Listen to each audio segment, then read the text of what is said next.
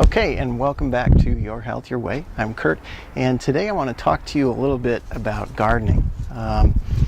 Now, the specific technique I want to get to is called square foot gardening, and that was brought to us by Mel Bartholomew in about 1975. Mel wrote a book about his gardening techniques called Square Foot Gardening. It's been a best-selling gardening book ever since, I believe. Well, at least since the 80s. It's out in a second edition now, and it's really, if you're into gardening, I would certainly suggest taking a look at the all-new Square Foot Gardening book from Mel Bartholomew, because it's really got some great information in there. If you've been gardening for a long time, and especially if you've been doing traditional row-type gardening, this might really help you come up with some new ideas about how you can get more out of your gardens.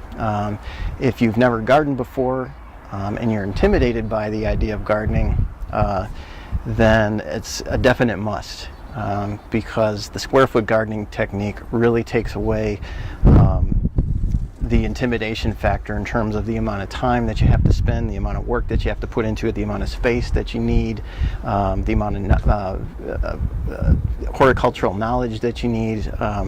It really breaks it down for you. So now we've talked about in our shows several times before about the basis of our shows really have been about getting the most out of organic produce. That's fresh, raw vegetables and fresh, raw fruits.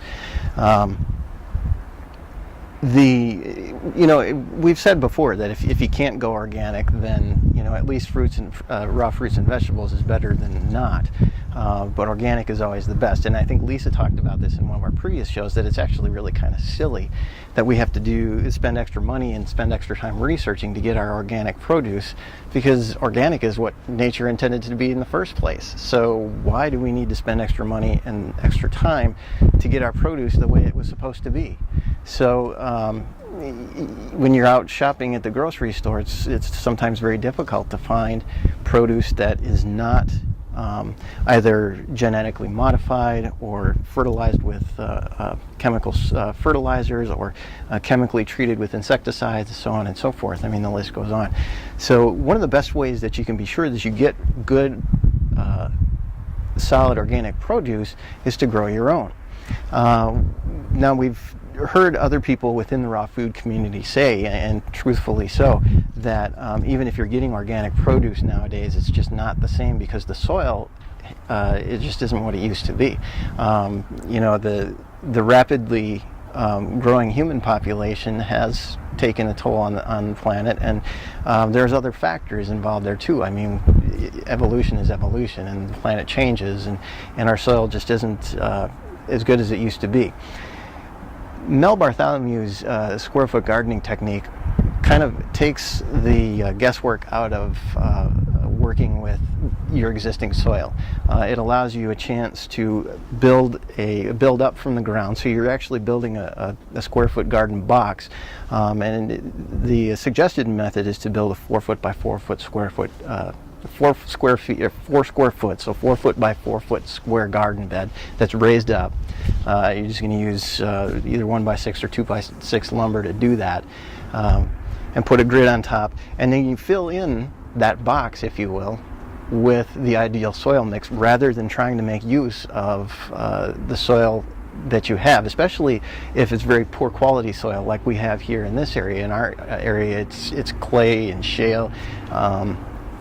I don't even know if you could call it soil. There's really not much you could grow without a whole lot of chemical additives in what we have here to work with. So it's important to try to utilize methods to create a good solid organic soil. So what I'm going to do is I'm going to actually modify Mel Bartholomew's original design of a 4 foot by 4 foot box and create a 1 foot by 4 foot box, which will even make things simpler and easier to deal with. The square foot gardening method really cuts down on the amount of time that you have to spend gardening. It cuts down on the amount of work. It cuts down on the amount of resources.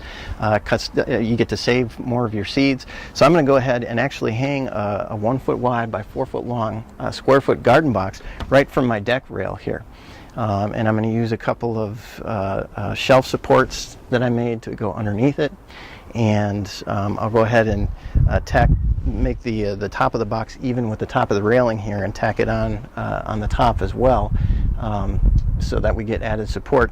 And because we have dogs and our deck here is in the backyard, the dogs have access to the deck. They're out here playing oftentimes and sleeping. We don't want them to get into the garden, so I'm actually going to hang it on the outside.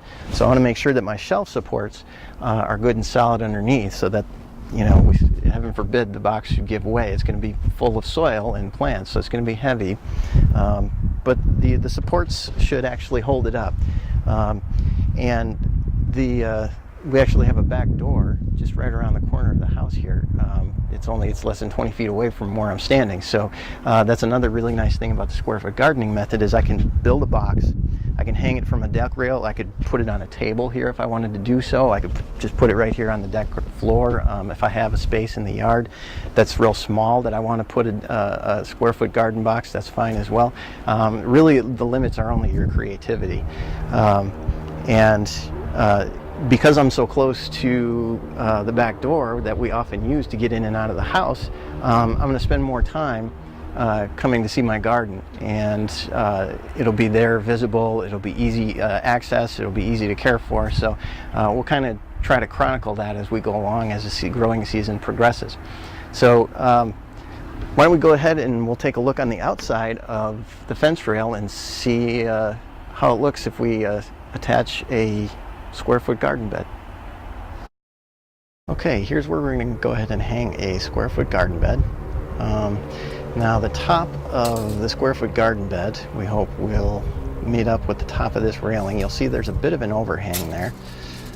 We've got about, if we grab the outside of that lat there, it's about a 2-inch overhang. Okay, so we're going to take a couple of our cross pieces here. We've got a 1x2 that will serve as a base support to go underneath the square foot garden bed, and then we've got a back support piece that will go against the deck rail. And just to verify, we wanted a 14-inch by 14-inch support. So the top piece, or the base piece that goes underneath the square foot garden bed, is 14 inches. And the piece that'll go against the deck rail is actually 13.5 inches, because we're going to tack that onto the bottom of the base support piece, and the two of those together then will give us a 14-inch by 14-inch support.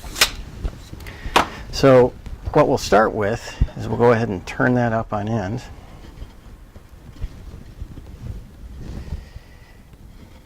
And draw a quick line across the base support piece, because I'm going to go ahead and drill a pilot hole into our base support.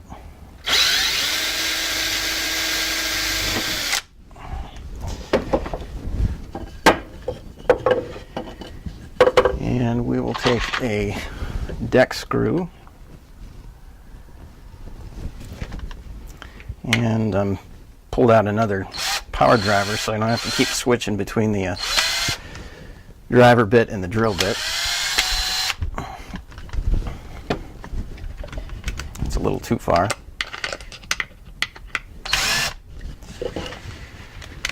We just want to get that started through there, because what I want to do is put those two pieces together, and I'm going to press down with some pressure so that I take the point of that screw, and I can make a little mark in the end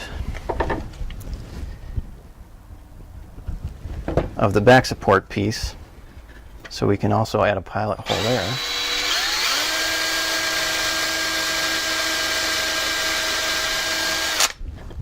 Make sure that your pilot hole isn't too wide so that the threads of the screw won't grab onto the lumber, but you also don't want it too small either, because you run the risk of splitting your support, and then all the integrity, the strength and integrity for that support goes right out the window if you split your wood. So we'll go ahead and attach those two pieces together.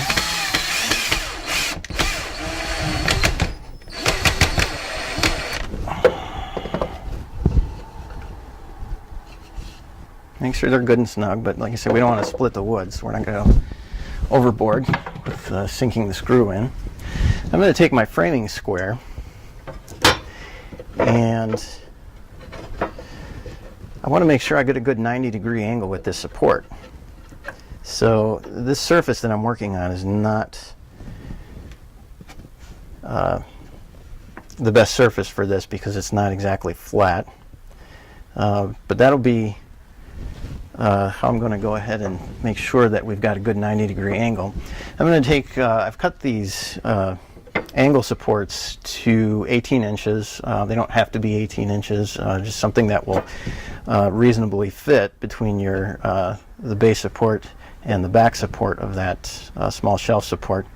And then I've got a 45-degree angle that I've already cut into each of those as well. Now, incidentally, if you don't have the tools, if you don't have a miter saw to go out and cut the wood the way you want it to, you know, your local hardware or lumber store, they should have people there that can cut the angles and the lengths that you want out of your lumber if you need to. So I'm going to go ahead and line up my 90-degree angle here on the back and front. Make sure that we're all set there before we add in the angle support.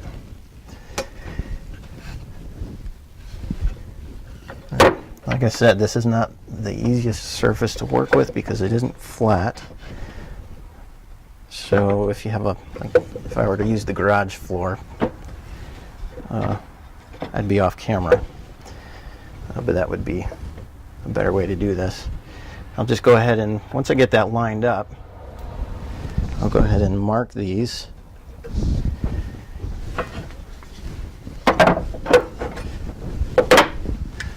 So now I actually have reference points on my supports that should line up with the angle piece here. And if I get those lined up, when I tack that all together, I should have a good 90 degrees right here. So I'll have a good solid support.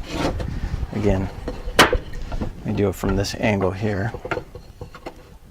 We'll line up those two lines. And that angle right there, we want to be a good solid 90 degrees. So what we'll do is we'll drill a pilot hole through our angle support and into the base support, and again through our angle support and into our back support, and we'll tack those together with with deck screws. You want to make sure that your angle is enough so that your deck screws don't pop out the back side or out the top of your supports, your back and base supports. But also, you don't want to angle them too much so that you don't get you don't get a grab on either of those as well. So we'll go ahead and drill some pilot holes.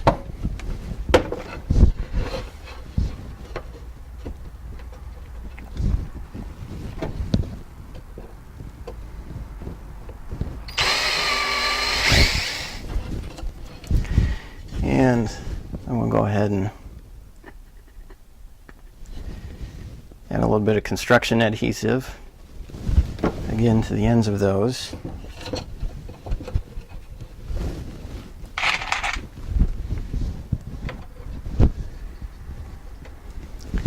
And add deck screws.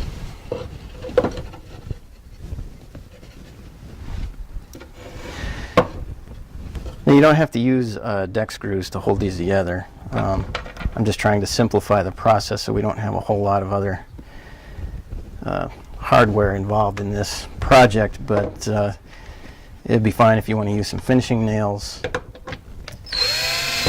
In the trade, you're probably getting a good laugh out of this. Some guy who spends his days sitting in an office trying to show folks how to make a good 90-degree shelf support.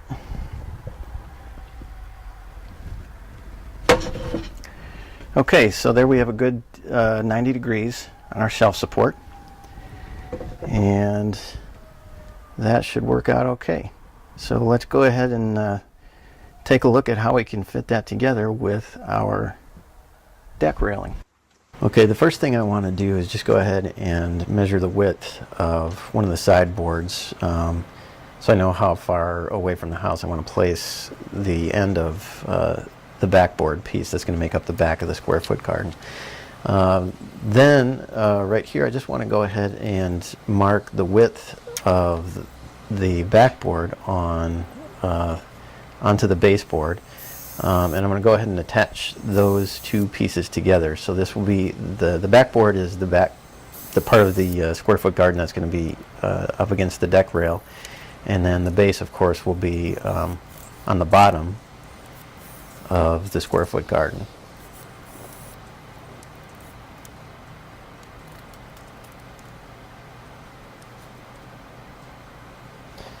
And in doing so, what I'm going to do is just start some screws and just put some pressure on the backboard so that I can mark where those screws are going to come through from the base and into the edge of the backboard. And I'll go ahead and drill some pilot holes there. And we're just going to go ahead and tighten those screws up so that they go up through the base and into the backboard piece. So now we have sort of an L shape to begin with.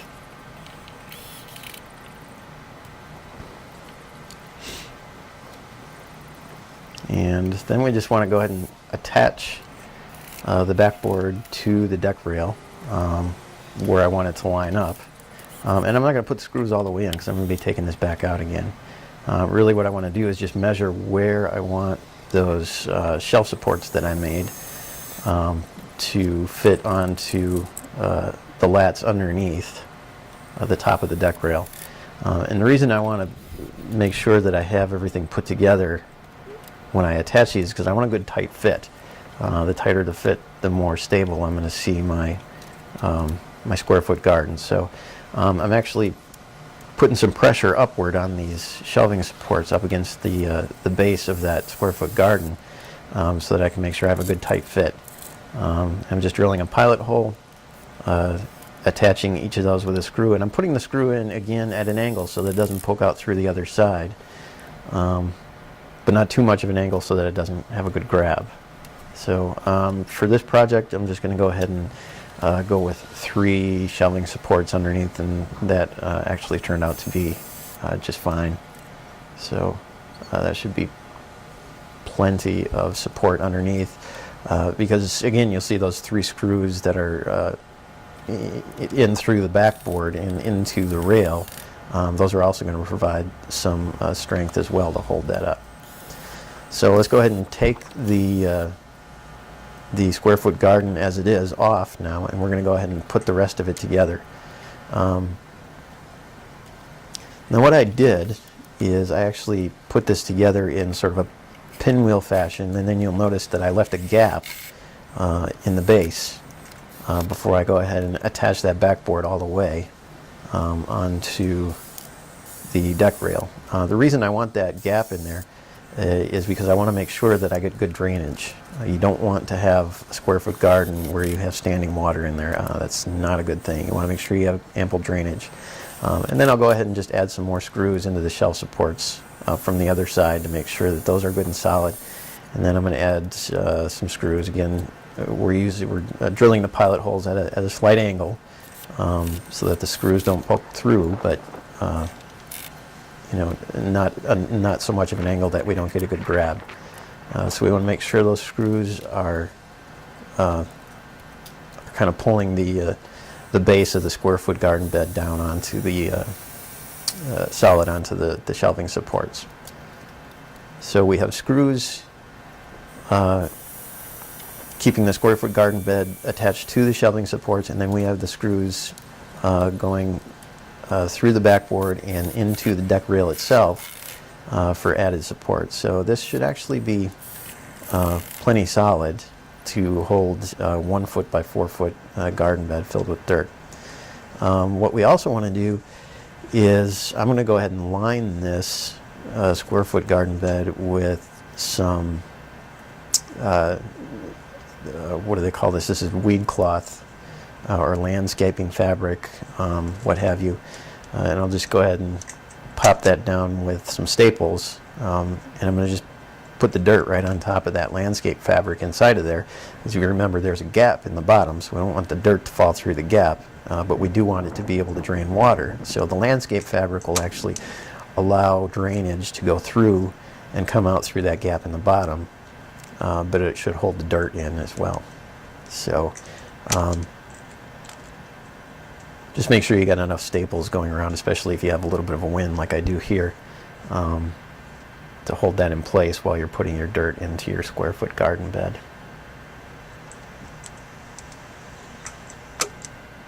Now when I trimmed this landscape fabric off, I went ahead and trimmed everything all the way around before I put the dirt into the square foot garden bed.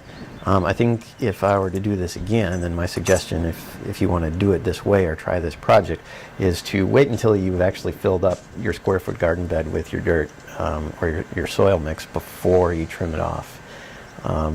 So I'm using equal parts large coarse vermiculite, peat moss, and compost to make my soil mix. I'm not taking any dirt from my yard or from the ground.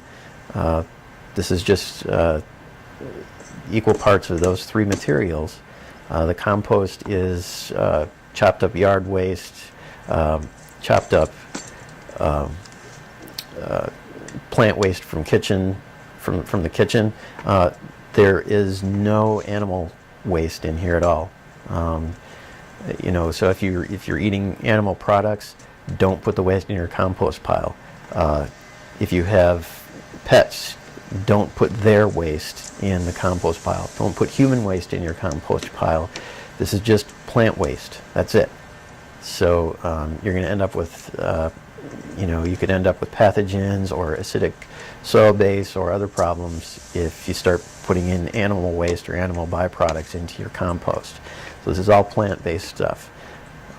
Make sure that you've got equal parts of those three ingredients. Mix it up real good. And I'm watering it down here because especially the peat moss and the vermiculite can get a bit dusty, and you get dust floating out from there. The water will kind of keep that dust down to a minimum as you mix it up. But get a good mix. You might have to water it down a few times because as you mix, you're going to stir up more dust and more dust. So just water it down. Don't water it down too much. You're going to end up making it too heavy. It's going to be too difficult to get into your square foot garden bed, especially if you have a larger square foot garden bed. You might want to use a tarp instead of a yard cart or a wheelbarrow like I did in this case. If you find larger chunks like this lemon peel in your compost, just take it out, throw it back in your compost pile. It'll eventually decompose. Just take those larger chunks out and put them back into the compost pile. Let them get back to adding more nutrients to your compost.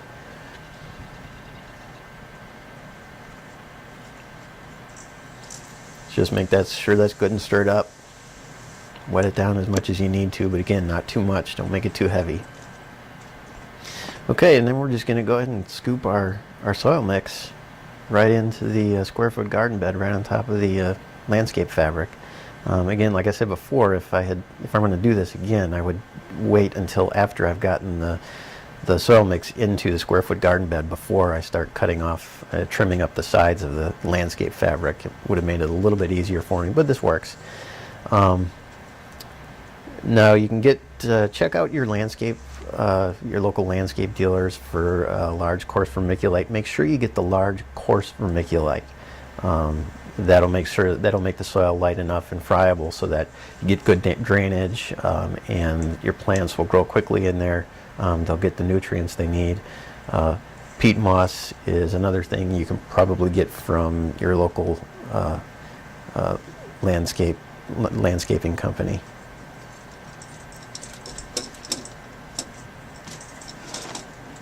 And try to get the larger bags of your peat moss and your vermiculite, because you'll probably end up saving money in the long run. If you're only going to do one small project and leave it at that, then that's fine. You want to get smaller bags.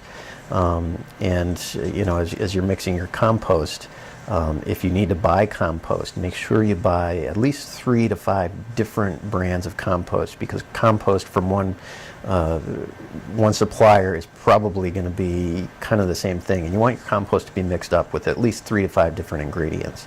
So a good mix of compost, again, large coarse vermiculite and peat moss.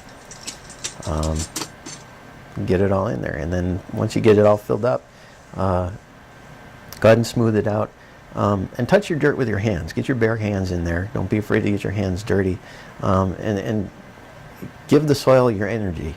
You know, that does, believe it or not, make a difference in the life of your plants, because each of us has living energy coming from us, and the more energy we can give to our plants, the more energy that our plants will have to grow, and they'll be able to share their energy with us. So like all living beings on the planet, plants have energy, and you know, they need energy.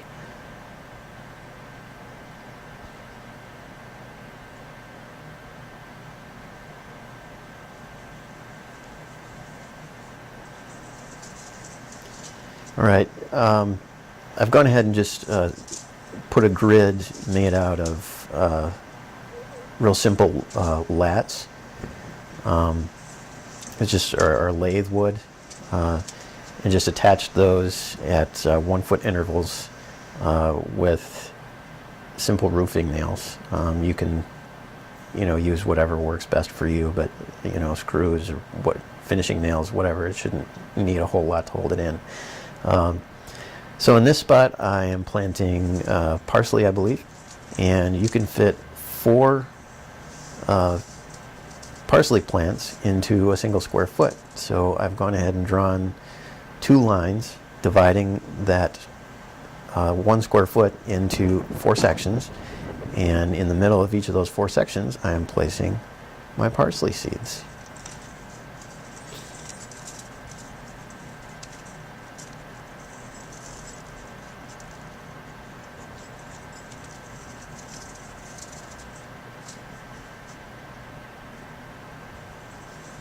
And next we have some broccoli. Now broccoli is going to take up a square foot by itself, so I'll just take a pinch of broccoli seeds and put them right there in the middle of my second square foot. And the nice thing about using the square foot gardening method is I'm saving a lot of seeds. I'm not dumping the whole packet of seeds and just kind of seeing what grows. I'm just taking a pinch with my fingertips and putting them into the appropriate place. Now in this square foot, I'm going to put some spinach, and I can get 9 spinach plants in a single square foot, believe it or not.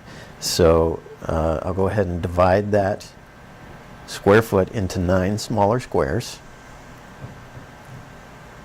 and I'm just going to put 9 finger depressions in the center of each of those 9 little squares, and I can put a pinch of spinach seeds into each one of those depressions.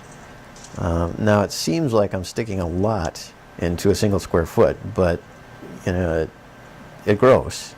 And in Mel Bartholomew's All New Square Foot Gardening book, he actually has diagrams of most of the plants that are the most popular for planting in garden beds, and how many you can fit into each square foot. But if you have something that you can't find in the book, or you don't have the book, just look at the packet and look at what the spacing needs to be for each individual plant. So you can divide your square foot 12 inches by 12 inches based on the number of plants, or the spacing that you need between each individual plant. And you can go ahead and divide your square foot appropriately. Lastly, I'm going to put another broccoli plant on the end. So that'll take up 1 square foot, need 12-inch spacing for broccoli. And we'll go ahead and add a pinch of broccoli seeds right there at the end. Once again, I want to go ahead and smooth out my soil. Using my hands, my bare hands, get that good energy into the soil. And that should help my plants take on what they need for a good growing season. I'm going to go ahead and add a little bit of water. This is sun-warmed water. It's been sitting in a bucket out in the sun for at least a day, and I'm just taking a watering cup and adding it as need be. One thing that the square foot gardening method suggests is try to avoid using hose water on your plants.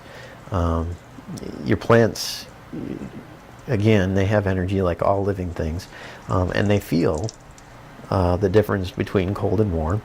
And so imagine if you are just taking a shower with water directly out of the hose. It's usually pretty cold to do that. It's kind of shocking.